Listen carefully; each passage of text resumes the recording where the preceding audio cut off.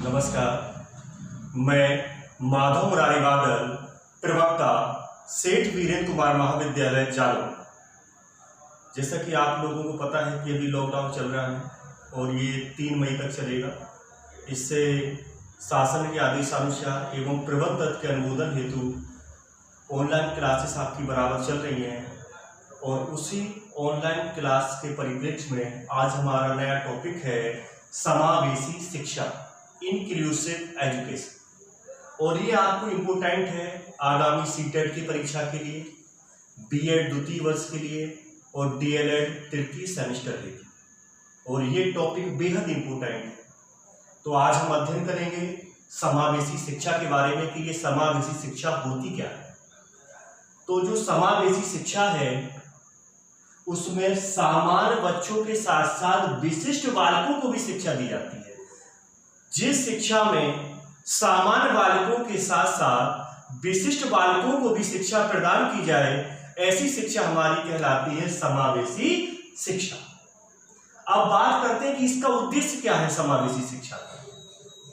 तो समावेशी शिक्षा का उद्देश्य है कि प्रत्येक बालक को, चाहे वह विशिष्ट हो या सामान्य, बिना किसी भेदभाव के एक साथ ही एक ही विद्यालय में सभी आवश्यक तकनीकों व सामग्रियों से शिक्षा प्रदान करना।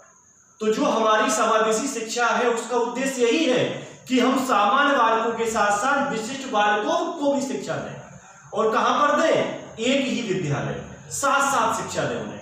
लेकिन उनका विद्यालय कैसा होगा? विशिष्ट विद्यालय होगा। उनकी कक्षा कैसी होगी? विशिष्ट शिक्षा होगी। लेकिन शिक्षा हमेशा हम विशिष्ट बालकों की देंगे सामान्य बालकों के साथ। अब हम बात करते हैं कि समावेशी शिक्षा की आवश्यकता क्यों पड़ी हमें। जैसा कि हम पहले से देखते आ रहे हैं कि हमने नाम सुना होगा सूरदास जी का, जो जन्मांध थे, जन्म से अंधे थे। उनकी शिक्षा पर उचित ध्यान दिया गया और उन्होंने हमारे देश में ही नहीं अपितु विदेशों में भी नाम कमाया। अब हम एक और एग्जाम्पल लेते हैं अल्बर्ट आइंस्टीन का, जिन्होंने ऊर्जा का समीकरण E = mc² दिया। उनके बारे में सभी लोग जानते हैं कि उन्होंने 4 वर्ष में बोलना प्रारंभ किया और उनकी शिक्षा का जब उचित ध्यान दिया गया तो उन्होंने पूरे अपने देश और विश्व में नाम रोशन किया और एक महान वैज्ञानिक बने। अमेरिकी राष्ट्रपति रूजवेल्ट, जो पोलियो ग्रस्त हो गए थे और बाद में वो अमेरिका के राष्ट्रपति बने। क्यों बने? क्योंकि उनकी उचित शिक्षा और प्रशिक्षण उनका अच्छा हुआ। यदि हम जो भी बच्चे विशिष्ट बच्चे हैं, यदि हम उनका सही रूप से शिक्षा का ध्यान देंगे तो वो भी आगे चलकर हमारे गांव का, हमारे राज्य का, हमारे देश का नाम रोशन करेंगे और वो हमारे देश के लिए बोझ नहीं होंगे, यदि हम उनकी उचित शिक्षण एवं प्रशिक्षण पर ध्यान दिया जाए। इसीलिए समावेशी शिक्षा की आवश्यकता पड़ी कि हम उन बालकों को भी हमें साथ में लेके चलना है, सामान्य बालकों के साथ, जिससे वो हमारे देश या किसी विशेष व्यक्ति पर, अपने माँ बाप पर बोझ न हो। अब बात करते हैं कि सामान्य बच्चे क्या होते हैं जिनके साथ विशिष्ट बच्चों को शिक्षा देनी है। तो बात करते हैं सामान्य बच्चे वे बच्चे होते हैं जिनकी बुद्धि लब्धि अर्थात IQ लेवल 90 से 110 के बीच होता है और वे शारीरिक एवं मानसिक रूप से सामान्य होते हैं। शारीरिक एवं मानसिक रूप से सामान्य का क्या मतलब है? इनकी वो शारीरिक और मानसिक रूप से जो उनका श्रम होता है, वो श्रम करने में उनके बाधा उत्पन्न नहीं होती है। यदि श्रम करने में बाधा उत्पन्न हो रही है तो बालक विशिष्ट बालक कहलाते हैं। तो जो बच्चे सामान्य बच्चों से अलग होते हैं वो विशिष्ट बच्चे कहलाते हैं। अब अलग किसी भी प्रकार से हो सकते हैं, शैक्षिक रूप से अलग हो सकते हैं, मानसिक रूप से अलग हो सकते हैं, सामाजिक रूप से अलग हो सकते हैं, किसी भी रूप में अलग हो सकते हैं। सामान्य बच्चों से वो बच्चे कहलाते हैं विशिष्ट बच्चे।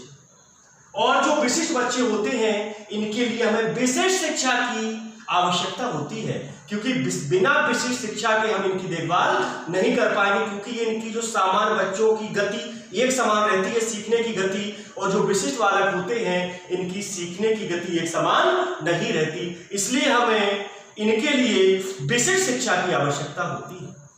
अब हम बात करते हैं कि विशिष्ट बालक क्या होते हैं। तो एक मनोवैज्ञानिक है हीवर्ड, उन्होंने बताया कि विशिष्ट बच्चों की श्रेणी में वे बच्चे आते हैं जिन्हें सीखने में कठिनाई का अनुभव होता है। अर्थात जिन बच्चों को सीखने में कठिनाई का अनुभव नहीं होता वो सामान्य बच्चे होते हैं, और जिन बच्चों को सीखने में कठिनाई का अनुभव होता है वो बच्चे हमारे कहलाते हैं विशिष्ट बच्चे, जिन्हें अब दिव्यांग बालक भी कहा जाता है। दिव्यांग बालक क्यों कहा जाने लगा? क्योंकि उनमें एक हीन भावना ना आए, क्योंकि हम विशिष्ट का अर्थ लेते हैं कि ये अलग है। इसलिए माननीय प्रधानमंत्री नरेंद्र मोदी ने इन बच्चों की हीन भावनाओं को दूर करने के लिए विशिष्ट बालक की जगह नाम दे दिया गया दिव्यांग बालक। तो हीवर्ड ने क्या कहा? विशिष्ट बच्चों की श्रेणी में वे बच्चे आते हैं जिन्हें सीखने में कठिनाई का अनुभव होता है या जिनमें मानसिक या शैक्षिक निष्पादन अत्यंत उच्च कोटि का होता है। अब विशिष्ट बालक में कौन बच्चे आते हैं? जो सीखने में कठिनाई का अनुभव करते हैं या जिनका शैक्षिक निष्पादन अत्यंत उच्च कोटि का होता है। मतलब विशिष्ट बालक में मंदबुद्धि बालक भी आएगा, विशिष्ट बालक में प्रतिभाशाली बालक भी आएगा, ये सारे आ जाएंगे। अब क्रिक महोदय ने क्या कहा? परिभाषा वैसे तो बड़ी है लेकिन इनका छोटे रूप में पूछा जाता है कि उन्होंने कहा है विशिष्ट बच्चे शारीरिक, मानसिक तथा सामाजिक गुणों में सामान्य बच्चों से भिन्न होते हैं। तीन चीजों पे इन्होंने जोर दिया है। किस किस पे? एक शारीरिक रूप से, एक मानसिक रूप से, एक सामाजिक रूप से। इन्होंने बताया कि जो विशिष्ट बच्चे हैं वे शारीरिक रूप से, सामाजिक रूप से और मानसिक रूप से सामान्य बालकों से अलग होते हैं। अब शारीरिक रूप से कैसे अलग होते हैं? कुछ बच्चे विकलांग होते हैं, पैर से विकलांग है तो वो शारीरिक रूप में चला जाएगा। मानसिक रूप में उसे मानसिक क्षति हो गई है, कभी उसे चोट पहुंच गई थी, वो मानसिक रूप से हो जाएगा भिन्न बालक। और सामाजिक रूप से में आ जाएगा जैसे समस्याग्रस्त बालक। कुछ बच्चे ऐसे होते हैं जो समस्या उत्पन्न करते हैं, घर में भी समस्या उत्पन्न करते हैं, कॉलेज में भी समस्या उत्पन्न करते हैं, जैसे चोरी करने वाले बालक, झूठ बोलने वाले बालक, क्लास बीच में छोड़ देने वाले बालक, विद्यालय में देर से आने बालक, ये होते हैं सामाजिक रूप से भिन्न बालक। अब हम बात करते हैं जो परिभाषा बेहद इंपोर्टेंट है बीटीसी के लिए, कई बार ये पूछी जा चुकी है, हेवेट तथा फोर्नेस के अनुसार। हेवेट तथा फोर्नेस ने बताया कि विशिष्ट ऐसा व्यक्ति है जिसकी शारीरिक, मानसिक, बुद्धि, इंद्रियां तथा मांसपेशियों की क्षमताएं अनोखी हो। अनोखी का मतलब हमें कोई अनोखा तभी लगेगा जब उसका कार्य भी दूसरे से हटकर हो। और हमने बताया है कि सामान्य बालकों की सीखने की गति एक सी होती है लेकिन विशिष्ट बालकों की सीखने की गति एक सी नहीं होती है, और हम उन्हें अनोखे रूप में देखते हैं। यह तो व्यक्ति जल्दी कार्य कर लेगा या बहुत स्लो करेगा। अब हम बात करते हैं कि विशिष्ट बालकों के अंतर्गत कौन कौन से बालक आ जाएंगे। तो विशिष्ट बालकों के अंतर्गत आएंगे प्रतिभाशाली बालक जिनका IQ लेवल टर्मन के अनुसार 140 से ऊपर होना चाहिए। मंदबुद्धि बालक जो धीमी गति से सीखते हैं वो मंदबुद्धि बालक कहलाते हैं। बाल अपराधी बालक जो छोटे में बाल अपराधी बन जाते हैं, ये भी विशिष्ट बालकों के अंतर्गत आते हैं। दृष्टिवादी बालक जिन्हें आंखों से नहीं दिखाई देता है, उन्हें ब्रेल लिपि के माध्यम से पढ़ाया जाता है। सामवेगिक अस्थिरता वाले बालक, सामवेगिक अस्थिरता का मतलब होता है संवेगों की अस्थिरता, मतलब जो हमारे इमोशन है उसमें अस्थिरता रहती है। कभी गुस्सा जल्दी आ जाता है, कभी गुस्सा ही नहीं आता, ये आती हमारी सामवेगिक अस्थिरता में। समस्याग्रस्त हम आपको बता चुके हैं, झूठ बोलने वाले, चोरी करने वाले। सामवेदिक अस्थिरता, सामवेदिक का मतलब होता है संवेदियों से। संवेदी का मतलब होता है ज्ञानेंद्रियां जो 5 हैं, आंख, नाक, कान, जीभ, त्वचा। यदि इनमें बालक इन चीजों से अक्षम होता है तो उसमें आ जाती है सामवेदिक अस्थिरता। अब हम विशिष्ट बालकों के जो प्रकार हैं उनका हम अगले वीडियो में सही रूप से वर्णन करेंगे। और आज के लिए इतना ही, धन्यवाद।